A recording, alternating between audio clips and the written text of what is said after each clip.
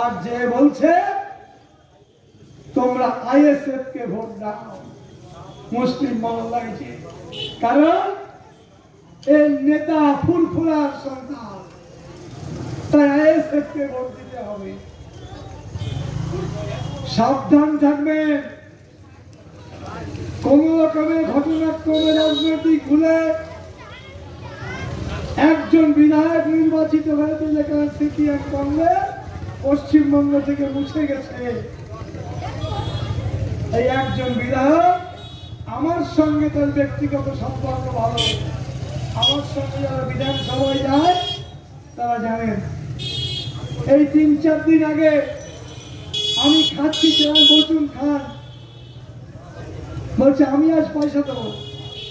আপনার পয়সা আমি নিতে রাজি আছি, খেতে রাজি আছি, কিন্তু আপনার মাইনের পয়সা আর এই পুরো পয়সা আমি খাবো। কিন্তু ওই বিজেপি জ্বালানি করা পয়সা আমি খাবো না। কি বললেন?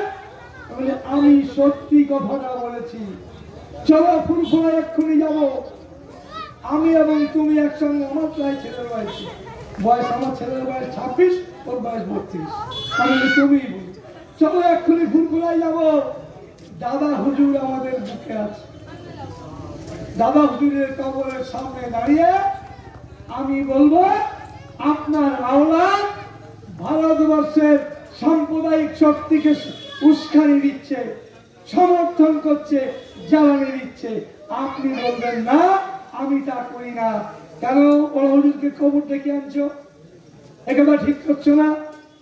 তোমার সারাদিন দাদা হুজুরের কথা বলেই বলছে আমরা দাদা হুজুর আওলাদ, সারাদিন বলছে আমরা দাদা হুজুর আওলাদ।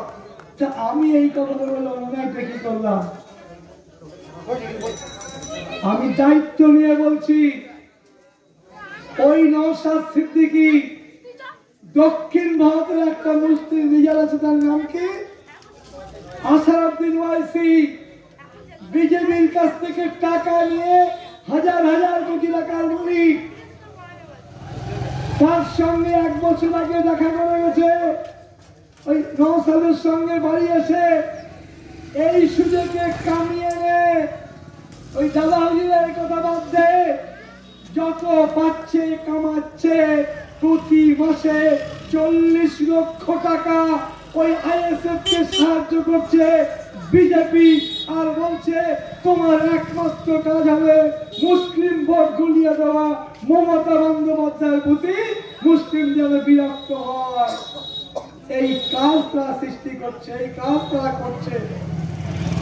তাই বলছিলাম, যারা এখন আইএসএফ করছেন, এখানে 3-4টে সিট আইএসএফ জিতেছে, আমার পাশের বুথটাও জিতেছে।